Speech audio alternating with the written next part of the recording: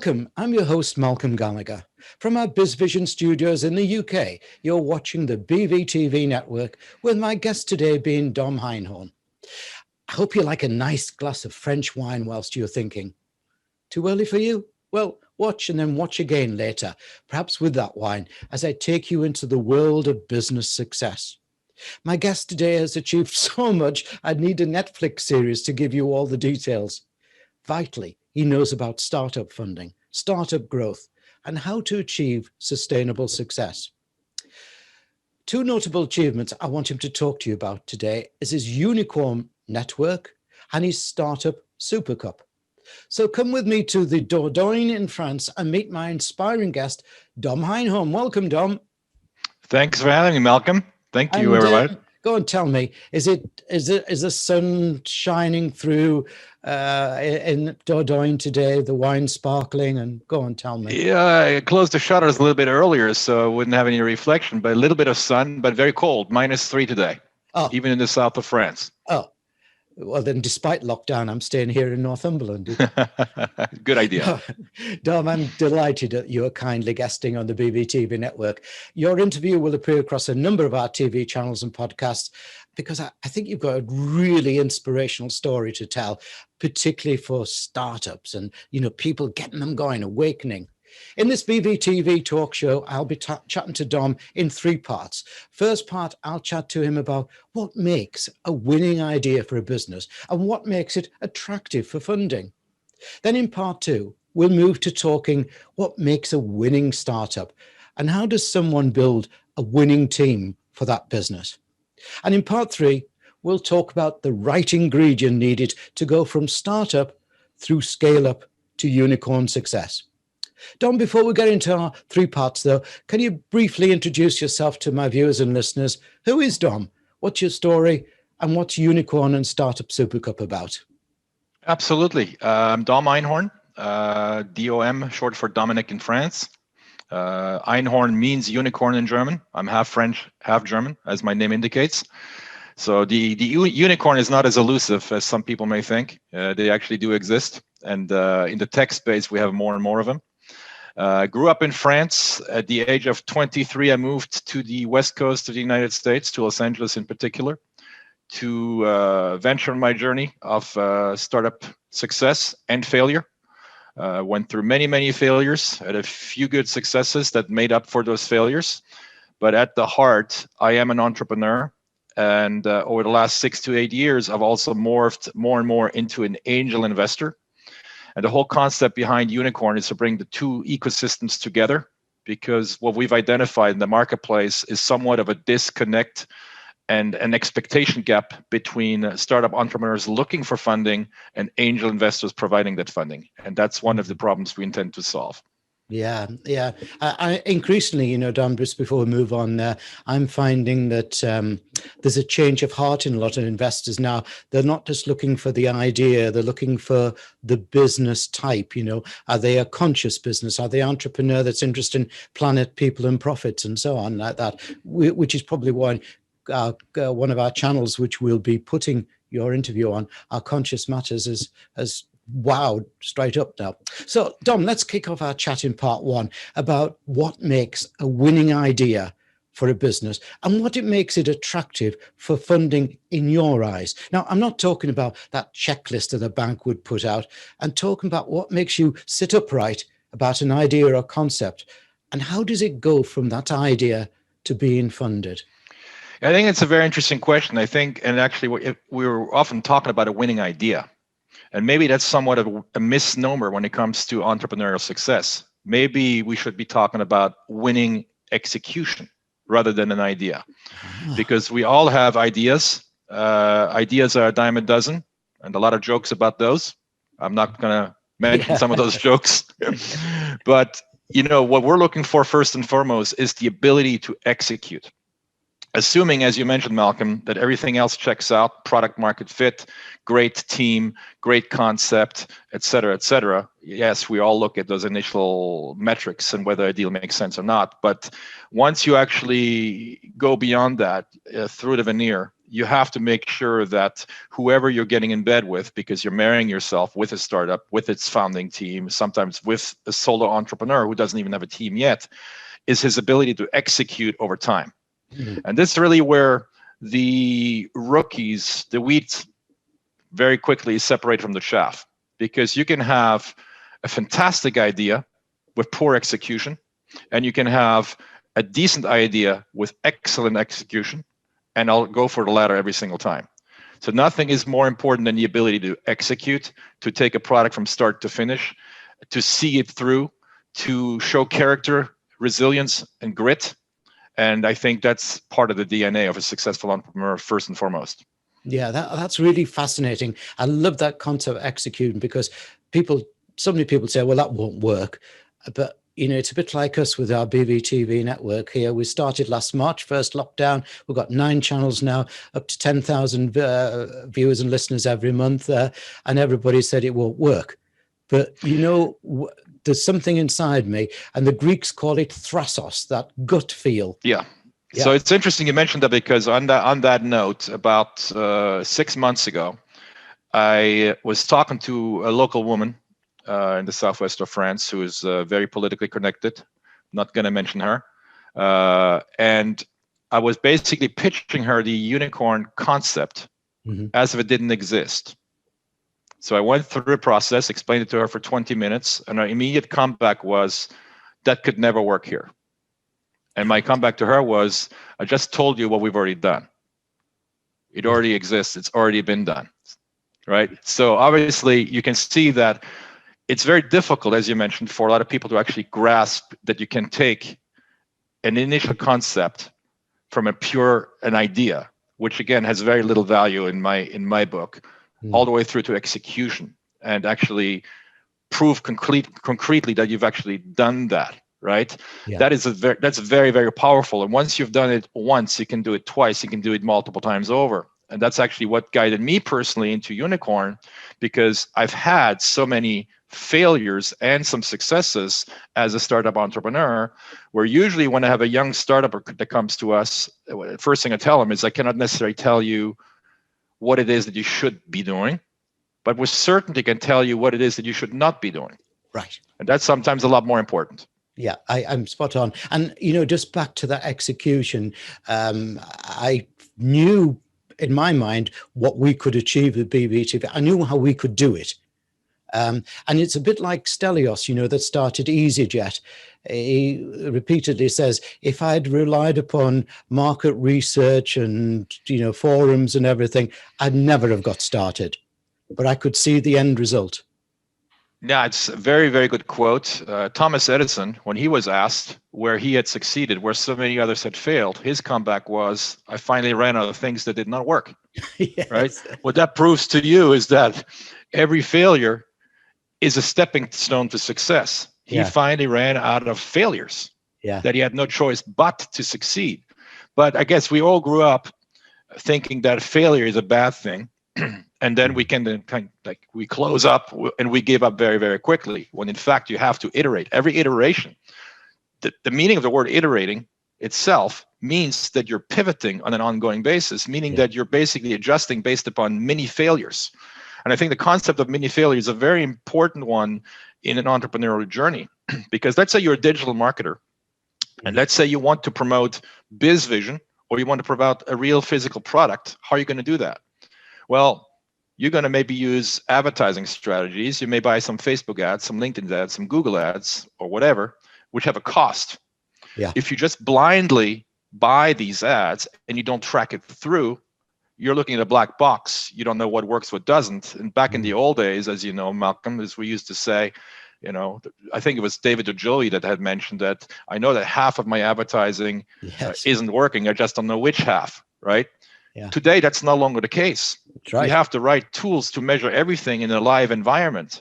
So when one of these campaigns is failing, we can quickly shut it off. And when another one is taken off, we can quickly double and triple up on that one, right? Yeah. So that's part of the execution process. If we just ignore those metrics, we're going to be on the path of failure without even being aware that we're failing. That's those are some very important pointers, I think. Yeah, just staying on this part, I want to ask you a little bit of a personal question. In the UK, we've got a very, very bad way of helping startups, because if you failed once, in many cases, that's you finished. That was not the case I've seen in America. I'm in America half of the time, and I'm seeing, hey, get yourself up and start again. Do you think culture is changing across the world, and that failure is seen as part of the road to success? I think it's slowly changing, but it's not changing fast enough. And what you just described in the UK was the case until a few years ago in France as well, where if you had failed as an entrepreneur, you would actually be blacklisted by the banks, and you couldn't even have a checkbook anymore, which is absolutely insane. Shows a complete misunderstanding of the entrepreneurial process, where you're actually punishing people in most cases who are on the path to success by way of failure, right? Yeah. We all have to fail, and basically you're basically putting a stigma on someone who has risked sometimes their entire life savings trying to build something of real value, and you're incentivizing the person to not take that risk. And what it does is it stunts growth on every single level. That's the difference between a politician and an entrepreneur. As Albert Einstein famously mentioned, if you have a problem and you're going to see a politician try to resolve it, you now have two problems. And I'm a strong believer in that. If not more than two. That's right. And again, just final question on this part there. I'm very much focused upon the gender agenda. I work with my wife, or do I work for my wife? I'll work that one out later. But anyways, in the UK, only 5% of venture capital goes to women entrepreneurs. In Los Angeles, which you know well, it's now up to 15%, but that's still not enough. Do you think there's a change again on entrepreneurial funding for women entrepreneurs? I think there's a fundamental change going on. I also have my own philosophy about that. I don't believe that we should be dictating diversity from the top down. That's, again, a wishful thinking by most politicians that just does not work in real life, where you actually have to establish quotas, almost like immigration quotas, about how you should be running your business, right? Never has worked. But what does work, on the other hand, is, for example, what we've done.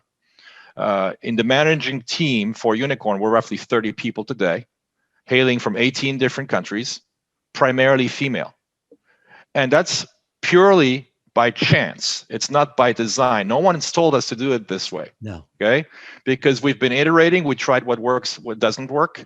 We realized very, very quickly that no matter how smart you are internally inside your company, there are smarter people on the outside.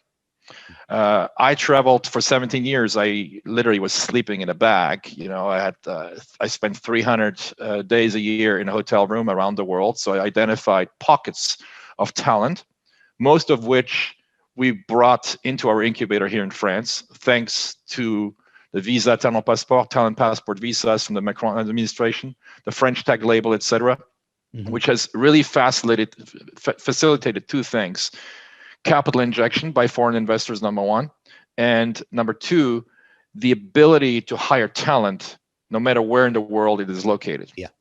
Right. So those are some very important leveraging factors that we didn't have prior to 2017 that make France very, very attractive right now for investment, and probably one of the best, if not the best, countries in which you should launch and grow your business. Well, that is so fascinating, isn't it? And we all watch the Chateau program here in the UK. I bought a chateau. We have 1,001 castles within the 25-kilometer radius here in the Dordogne. Wow. I thought it's the highest density of castles anywhere in the world. I thought we got a lot here in Northumberland. Most of them are ruined. Dom, I'm thoroughly enjoying our chat, but it's time to move to part two. But before we do so, I'd just like to remind viewers and listeners of your website URL. I'm giving you double help in here, viewers and listeners. Let me just spell them out to you. The first, most important, Uniqorn. Now, let me spell how you spell unicorn, because Dom's got a different spelling to it. It's UINQ, UINQORN, unicorn.com. incubator.com. Unicorn, member, QORN, incubator.com. And then if you've got that written down, listeners, let's move on to the second one. I'd encourage you to go and see, and we'll be chatting about it with Dom a little bit later on there. And that's his startup one. So it is, Dom, tell us. Startupsupercup.com. Startupsupercup.com. Startupsupercup.com. You should have written that down by now, listeners. Are you ready? Time to move on to part two. Dom, an idea and funding is important, but it needs more than that to make the cake bake well. It needs management and people. What do you see as the essential ingredients of a winning startup team or a winning startup entrepreneur? Or in other words, as an investor, what turns you off an entrepreneur or team? What turns me off the most is probably the ability / inability of a startup entrepreneur to tell the truth, the brutal, blunt, and honest truth. Most of them tend to overstate what they're about to build. They tend to underestimate the challenges they will be facing as they're building it. They tend to claim to have all the answers to all the questions when in fact they don't. So, case in point, fact. We're being approached on a bad day by 50 people, on a good day by 100 people, entrepreneurs on just LinkedIn alone, that are pitching us via decks, via presentations, etc., their startup ideas. And I'd say roughly 70% of those make that fundamental mistake. They act like they're all grown up, like they've done it all, and they have it all. And my first question is then, when do you need my money? If you've already done it all, why do you even need our help? You seem to have the answers to everything. So one example is they may be addressing a $100 billion industry, and they somehow magically with a wand claim that within 3 years they're going to grab 5% market share and have $5 billion in revenue. And when you dig a little bit deeper and you ask them some probing questions, you get to the bottom of it very, very quickly, and you have to say, well, thank you very much. I wish you all the best, but this deal is not for us. Right? That's definitely the major turnoff is the tendency of overstating their objectives and of underestimating what it takes to get there. Yeah, I was just wondering there, how important to you, though, is their grasp of the numbers, as you would say in America, to know what makes it, how many, what's a break even, for example? Sure. I mean, you have to obviously, if you're the startup entrepreneur, if you're a solo entrepreneur, you have to be able to provide these answers. Ideally, you have a team of specialists and you have one finance guy that can address those professionally. And I think, first of all, if you're launching, and we're obviously pure tech player in the startup business, in the startup sector, if you intend to launch a product, a tech startup or a service, you obviously intend to scale at some point in the future. If you're alone today, you have to prove to us that you've at least given thought to the fact that you need to build a great team that can execute to get you and become a scale up, right? Yeah. And very often you don't see that with the solo entrepreneurs. You have very often engineers. I don't want to single out engineers, but where you see that, they're passionate about the product, they're building something they think has never been done before, when in fact, with a routine random search, you find it's being done 5-10 times already by other people, and he just hasn't opened up to the rest of the world, and he's continuing down that path of building something that ultimately may become worthless, or may be worthless from the start. So when it comes to team building too, the last person that I need on my team here at Uniqorn is not a Dom. I'm already here. Yeah. I have to build a puzzle consisting of 100 pieces. If I have the same piece twice, I cannot place it on that board. But I may have a gaping hole on one side, be it marketing, sales, engineering, etc. That's what I need to fill. So you have to have the ability of seeing the forest for the trees. And in a sense, if you're alone, you have to be able to zoom out. It's almost like an out-of-body experience, where you have to see yourself sitting at the desk and interacting with the rest of your team, even if you don't have a team yet. You have to be able to visualize what that will look like in the future. how you will interact, which talents you need to bring on in order to grow your business. Otherwise, you're going to be stuck for a long time. Yeah, yeah. My biggest challenge in coaching startups and techs, as we have done for way over 20 years, particularly, I specialize in helping them win contracts, tenders, or whatever it may be there, is their lack of knowledge of the business. I mean, the business of whatever they're into. I ask them for their turnover, for example, and I get a weird figure. I ask them for their debtors and things like that, and they just don't have the angle on it. You don't need to have that today because there's so many neobanks around with great digital tools, don't they?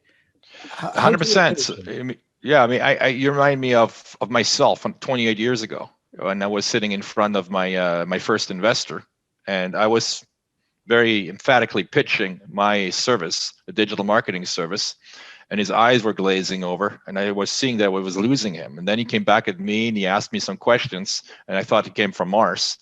And he asked, "What is this? What stage of financing you're raising? Is this seed? Is this pre-seed? Is this a Series A round?" And I had no idea what he was talking about. Right?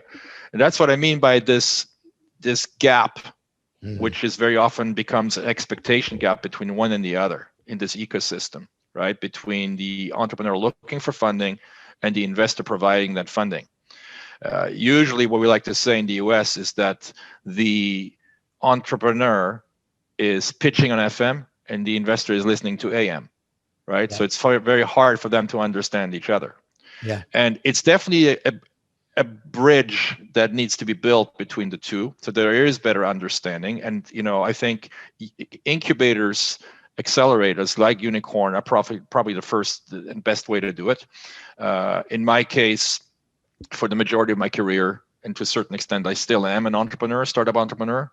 But I can very easily wear their hat. I can see where they're coming from. I can see the friction points that they have in their processes, and provide more than just capital.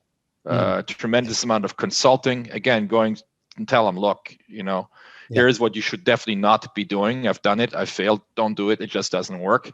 And most of them will listen to you. But that communication, that part of communication, that part of mentoring is very, very important as well. Excellent. Yes. Totally with you. Thanks, Dom. Now for part 3, making it work, growing it, and keeping it growing. I know, as we've said before, there's no magic wand to growth, and every business in every sector in today's altered world has to carve a customized success path. But what are the generalisms in today's world that you would like your startup firm to be doing to give you confidence it can achieve growth? Excellent question. I think the first thing you need to get to as a startup entrepreneur is to get to, on the business side, to a point of break even on the financial side, and on the operational side to a solid proof of concept. And that POC usually entails, when we work with startups, typically they are at that stage. They have at least some POC. So let's assume you're a business to consumer mobile app, right? On the financial side, show me that I'm not your first investor, that at least you've been able to convince your grandmother to give you a few bucks. Right? Yeah. That you should be able to do. Friends and family, a little bit, right? You've at least have some skin in the game along with your family. That gives you a lot of credibility and shows that you're in it for the long haul, or you wouldn't have reached out to them to help you. On the operational side, show me that your product or service is good enough that you've been able to convince a handful of clients to part some cash to buy it, right? And I think that's very often underestimated, because what that does is it validates it in the marketplace. Because one of the big things that we've seen over the last 25 to 30 years is the rapid democratization and demonetization of the entrepreneurial process. When I started in the 90s, I remember in 1998, my bandwidth bill was $8,000 US a month. Yeah. And I used 800 times less bandwidth back then than I use today. And today it's almost free, right? So right there, I had a setback of $8,000 a month I needed to come up with in order to do business. Then if you wanted to launch an e-commerce website back then, you needed an Oracle server license, which cost you $32,000 US per instance. So unless you had raised $250,000, $500,000 or more, you couldn't even launch a business, right? You couldn't even start iterating. Today, all of that is free. So anyone from anywhere with a device like a mobile device can launch a business virtually instantly on the cheap with very little means. But what they realize, what's happening right now, is that as a result of this democratization, this demonetization, as a result of the fact that anyone can launch a business literally overnight, doesn't make it necessarily a valid business. So you have a lot of vanity businesses that don't solve any real problems that are popping up left and right. And they're spending a tremendous amount of resources, especially time, on trying to build them without actually validating them in the marketplace, right? What you actually should be doing is you should have a pre-proof of concept where you basically tell the market, this is what we intend to build and by when, and try to get some early buyers for your product or service to actually validate that what it is you're working on is a bona fide venture. And if someone buys that, so for example, internally, when we do something internal, it's always what we do. We have buyers who have already given us money for something that doesn't even exist yet, but they will get a discount when it actually is brought to market, right? But it validates that what we're working on will eventually be purchased by a paying customer. Unless you can do that, you're not going to have a viable business. You're not durable. You're not sustainable. Yeah, yeah. How important do you think it is to have vision here, though, that what you are about to launch is sustainable? Because, you know, an idea can quickly be changing, you know, and be out of fashion quickly. Neither one of us has a crystal ball, but I'm going to quote Jeff Bezos here, who probably has done pretty well for himself and for others. When he was asked which trend he was chasing, his answer was none. What we do at Amazon is we focus on what does not change, right? And I think that is a fundamental takeaway for all of you entrepreneurs, current or want to be entrepreneurs on the call today, is that focus on what people will do tomorrow that they've been doing for the last 100 years. People will get up, they'll get hungry. People will wear clothes. People will want to be entertained, educated. They want to be in good health. And figure out a better way of bringing that to them. And that's exactly what Amazon has done, right? I remember the days in France and in the US when I was purchasing a product from a physical store and I brought it back or tried to bring it back 2 days later because it didn't work. And it was an absolute hassle. They wouldn't take it back for some reason, or, you know, come back in 2 weeks, come back in 4 weeks.